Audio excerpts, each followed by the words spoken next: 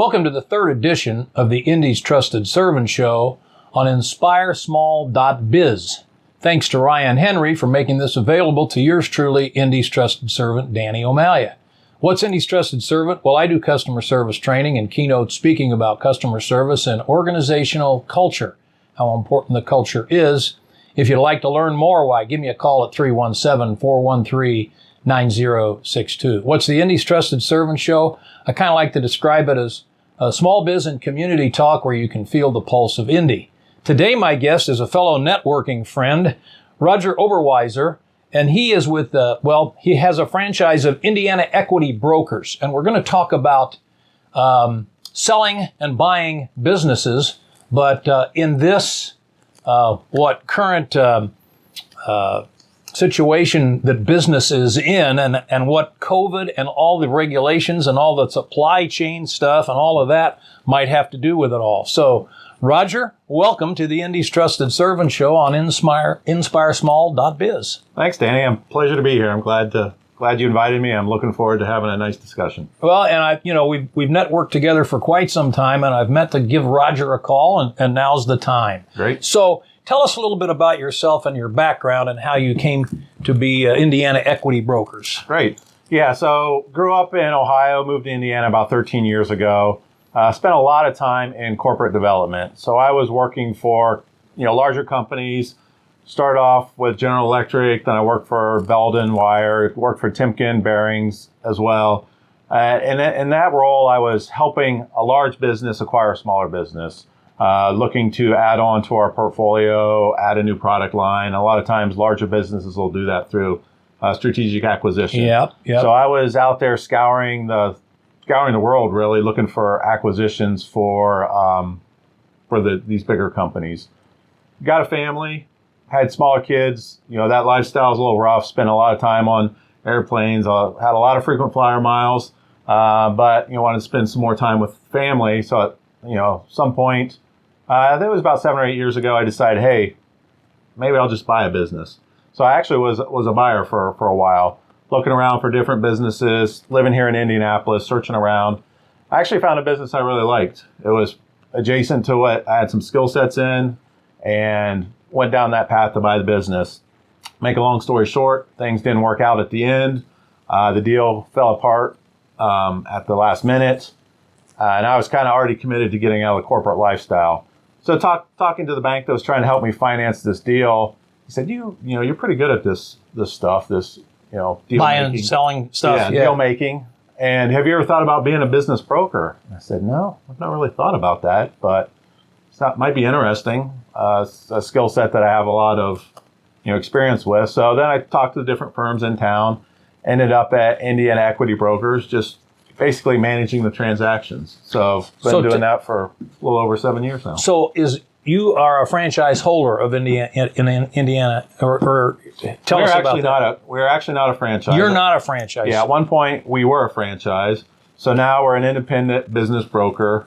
And I'm just one of the brokers there at the firm. We have a president and an owner of the firm who kind of manages from a high level.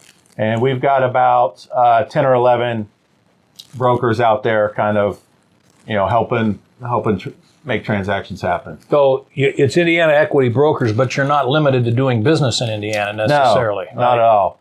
So the majority of our business is in Indiana. We focused on Indiana. I would say probably 90% of the transactions we do on any given year are within the state of Indiana. We certainly do quite a few transactions, especially boarding around Indiana. So we've done them in Illinois, Michigan, Ohio, and also Kentucky. So we'll do a few there. And we've actually done some transactions. We've done some in California, some in New York. And a lot of that's because we do a good job for somebody here and they've got a brother or they make a recommendation. Member, and they say, hey, more networking. Exactly. Right? It's all about networking. Yeah. So these 10 or 11 people, are they all in the Indianapolis area or are they spread out over the state? For the most part, we're all in the Indianapolis area. We've got a guy that works up north, Michigan City area.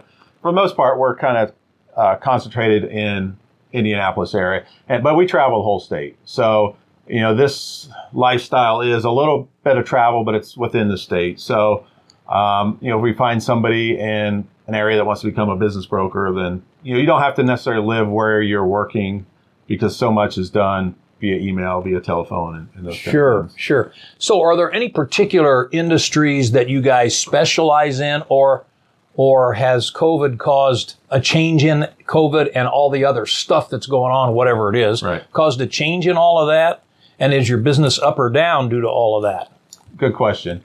So we don't necessarily specialize in any industry. We do like working in manufacturing. My background, I didn't get a lot into my previous background, but by trade, I'm an engineer. So I have an engineering undergraduate degree and a master's in business administration as well. Where are the degrees? Is it Purdue? Ohio State. So, yeah, I know. okay. I don't lead with that generally in Indiana. Now, if I'm in Ohio, I'll lead with Ohio State. Where's the master MBA at? It's from Georgia State. So, okay. Yeah. Okay. Was that online or what? No, it was.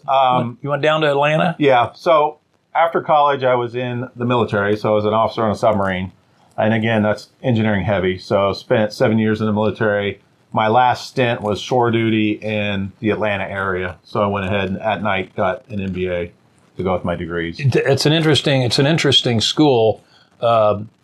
Their dorms are in the old Olympic Village. Yeah. For those of you who don't know, but the campus isn't there. No, the campus is farther out. Right downtown. Yeah. And actually, I was there in '96. So we lived in Atlanta during the Olympics. Wow. So, wow. Yeah. Have you seen the movie Richard Jewell? Way off the subject. Yeah. Good movie. Yeah. Yeah. We were actually in the park that night. We had left in the radio, heard about the bombing after we had left Centennial Olympic Park. We were there. Wow. Yeah. So, yeah. Wow.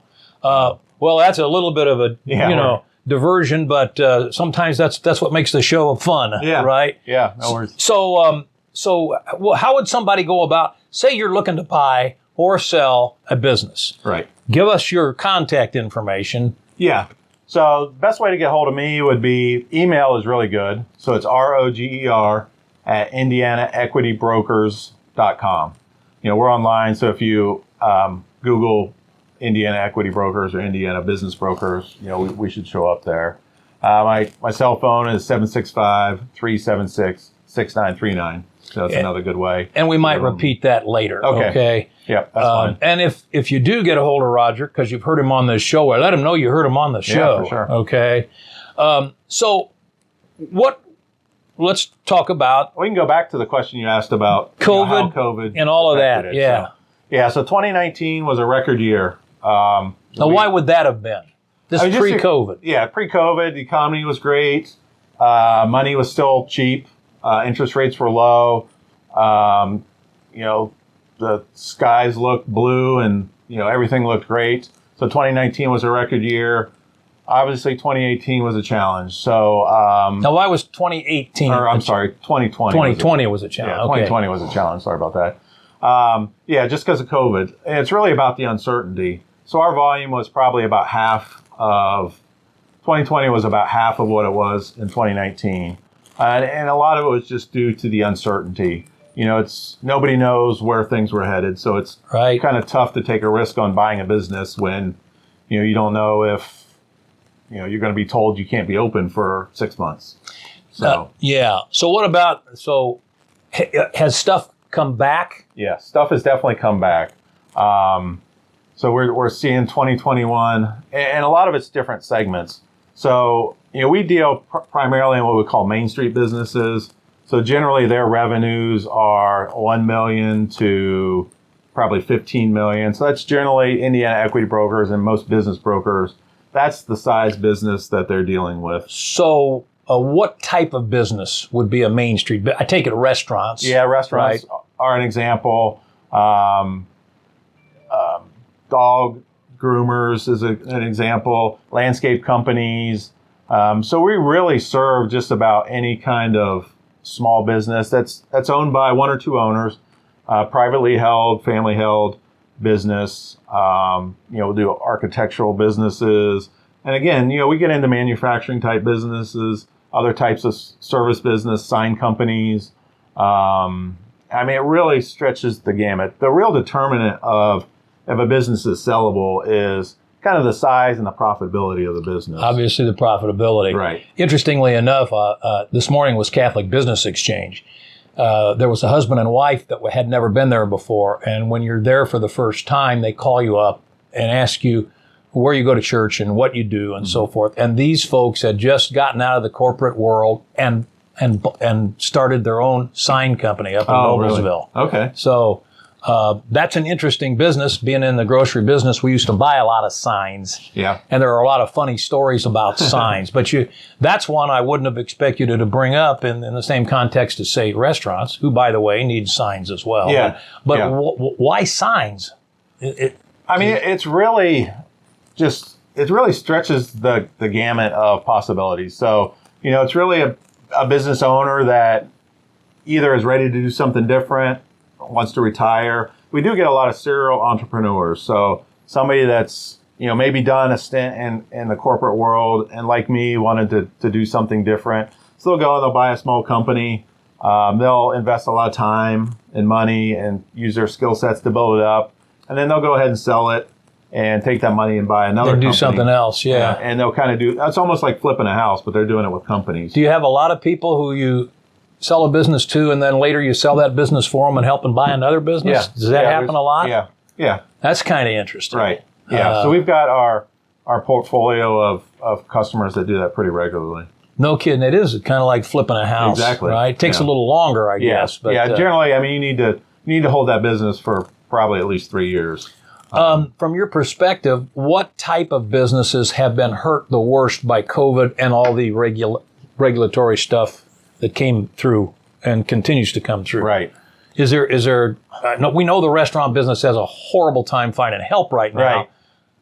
And that's an obvious one, but are there others? And what do you think are their solutions to these problems? Right. As far as the restaurant industry goes, a lot of the restaurants I'm seeing are doing very well. So, they're struggling with the help, but when you really look at the bottom line, the way they've been able to pivot to take out and being able to do more with less people, they're doing pretty well right now.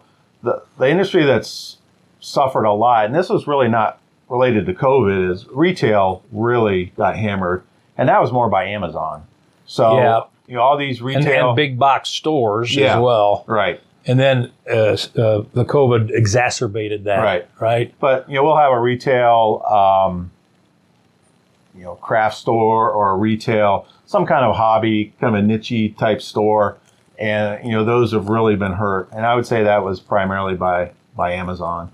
Just people can go online and find exactly what they want. So the days of somebody walking in a store and kind of browsing around and buying something, unless they're old like me, or like my wife, I don't browse in those kind of stores, but my wife does. Right. Yeah. Women's wear stores, apparel stores, shoe stores, they all seem to have been hurt by Amazon. I take it you do a lot of work with banks. Yes. To try to figure out if this is a good, Right. To try and say somebody wants to start a new business, do you go to the bank with them and try to help them get a loan, or how's that work? We used to definitely facilitate that. A lot of times they'll have their own bank, which is fine. Yeah. We don't try to steer them to necessarily any bank. A lot of times when we get these deals and we see the financials, we'll talk to banks already. Banks have varying appetites. So some banks may be real aggressive right now. And then 6 months later, they may be less aggressive. So we always try to keep up on which banks are really wanting to lend money and into different industries. Okay. So do you tend to use more local banks than the huge guys because you got small businesses, or how's that work? When you say local banks, I'd say regional banks. Yeah. We have relationships with regional banks out there that they're more likely to loan a new startup money than a big PNC or Chase, probably, right? I wouldn't necessarily say that. Really? It's really about their current portfolio and where they maybe are over leveraged. If they've got a lot of loans out to restaurants per se, and you bring them a restaurant deal, they may say, well, we've got so much exposure in that industry right now that we're not really that interested.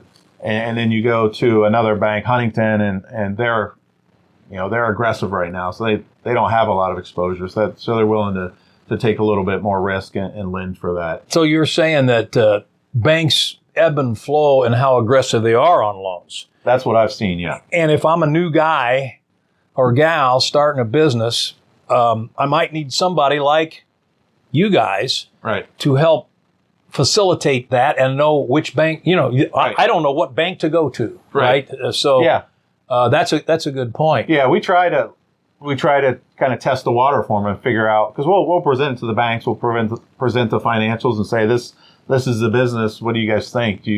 Is this something you want to lend to? And what general terms do you think you'd give a buyer? And we get that. So we figure out, who wants the business, who doesn't, and save the buyer doing some of that work ahead of time. Okay, so you can definitely save some footwork for the buyer. Right. And probably help him get a better appreciation for, is this viable or not? Right. Before he goes any farther, right? Yeah, we'll try to pre-qualify them as well, understanding how much money they have to invest. They're going to have to put some of their own money into the deal. No bank's going to finance 100% of the deal.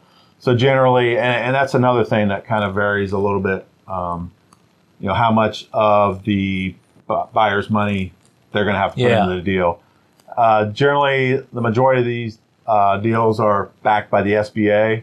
So the SBA is underwriting the deal for the bank, providing basically some security to the bank if things don't go well, that the SBA will go ahead and make sure that they're... Do you guys connect with the Small Business Administration yourselves? Not or is that the bank? Generally, it's the bank. Yeah. Most banks are preferred lenders, so they've already been approved by the SBA to do these loans. I've always wondered, this is just a personal comment. My dad got his first loan for Omalia Food Markets in 1965.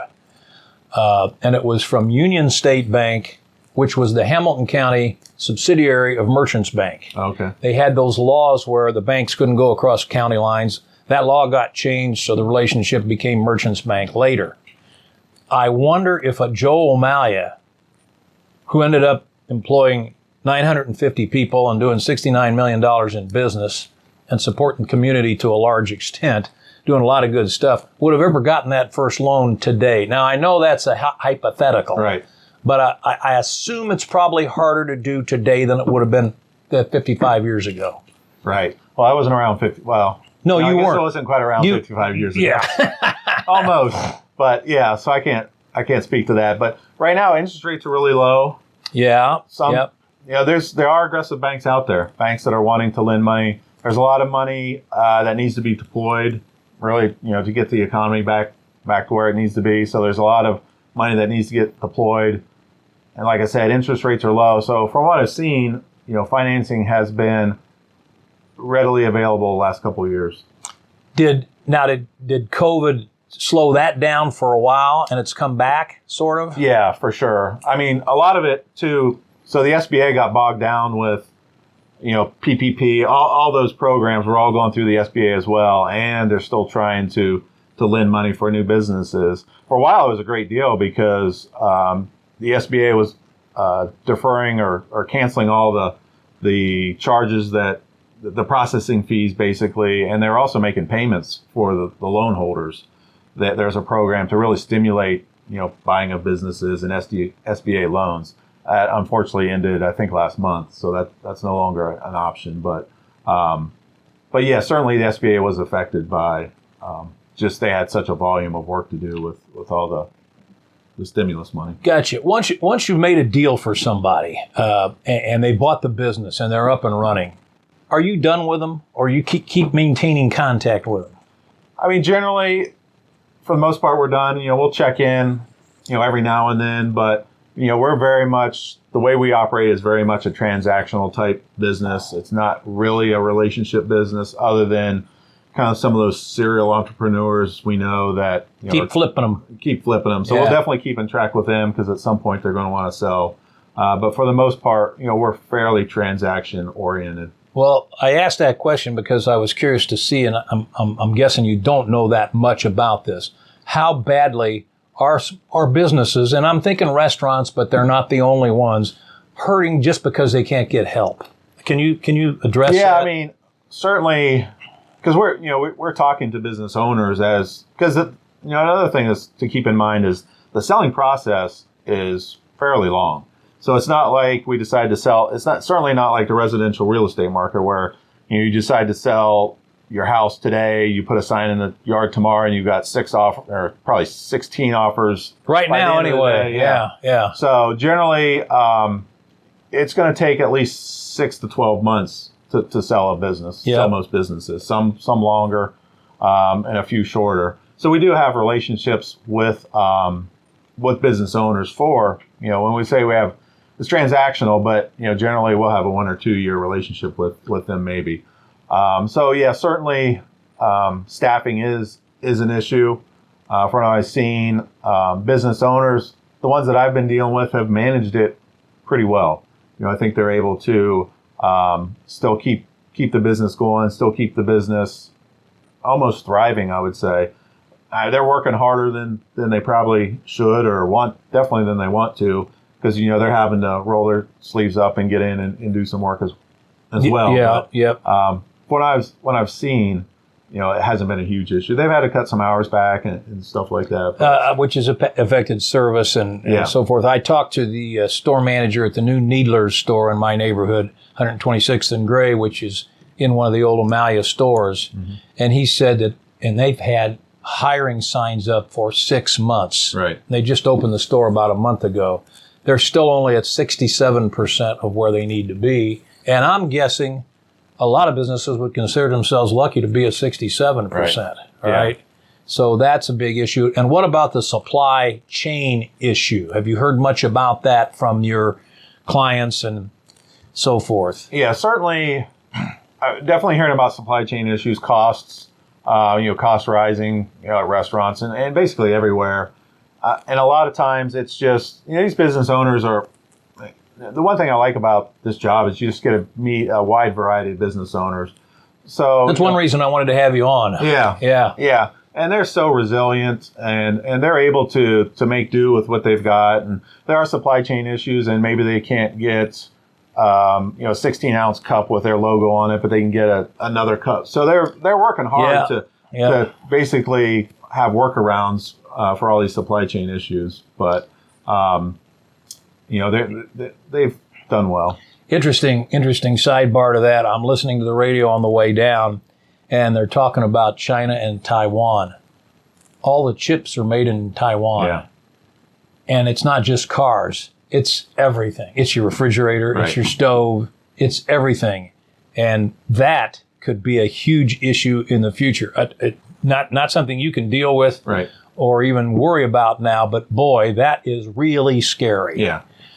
And the cost that's the biggest thing with the supply chain is, because I have a client that, imports a lot of stuff from overseas, and, a container, he told me, to ship a container 2 years ago was $5,000 and it's $20,000. It's $25,000. Yeah. It's ridiculous. Yeah. And then now, of course, they've got all those ships out in the water there by Long Beach in LA. And the question is, when the ships come in, are there going to be truck drivers to drive the stuff to the places? Yeah.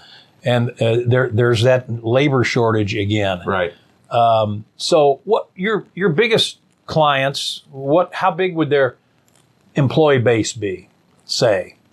Biggest would probably be, 50 to 100. So This is all small businesses. Right. So we're typically dealing with, the employee rosters of 20 to 50. That's generally kind of where we are. And we sell all kinds of businesses. We've sold some one-man operations. I sold one several years ago that was a single owner, and their revenue was really low. I think it was $300,000 or so. What was the business? It was e-commerce. So that's the one thing that, e-commerce businesses, they do well. And that was bought by a bigger e-commerce company that just basically picked up everything. It was in Pennsylvania, the company that bought it. They just picked up everything, moved it to their warehouse, and said, okay, now we're selling, in addition to what we were selling before, we're selling these products, and took over his website. And so we'll sell, but generally it's 10 to 20 employees up to 50, and we've sold businesses with 100 employees. But okay, and so the businesses that with 100 employees, are you still the ones you're still in touch with? Are they having the same problem, keep getting enough employees as the small business, or is the real small business having a bigger problem, or is it even? If you're only 2 people and you lose one, you're in deep trouble. Yeah, that's true.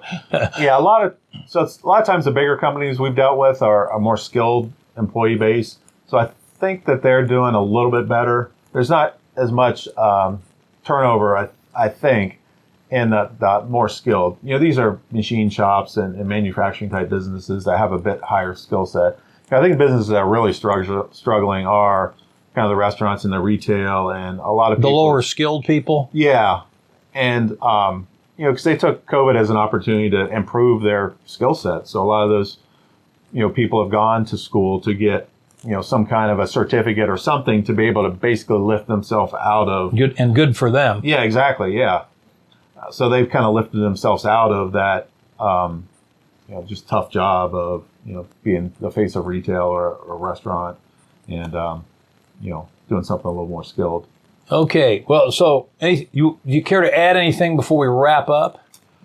No, not really. Well, give us, if you're looking to buy or sell a business, you get a hold of my friend Roger Oberweiser at Indiana Equity Brokers and give us the contact info. All right. Again, my email is probably the best way is roger@indianaequitybrokers.com. And my cell phone is 765-376-6939. Thank you, Roger. It's been a pleasure. It's great to have you here. My next show will be none other than Ryan Henry of InspireSmall.biz, and he will be up a week from Monday. And if you missed the first 2 shows, they were Grace Trahan of Cathedral High School, and she talked about our open house, which has already happened, but she talked about our new Innovation Center, which is a STEM education for our students. And my second show was Big Al Holdren of Atlas Collections and Secret Families of Delaware and Hamilton County, which does Christmas for poor folks, and they do it big. Mm-hmm. So thanks for listening to the Indy's Trusted Servant Show on InspireSmall.biz, and we'll see you next week.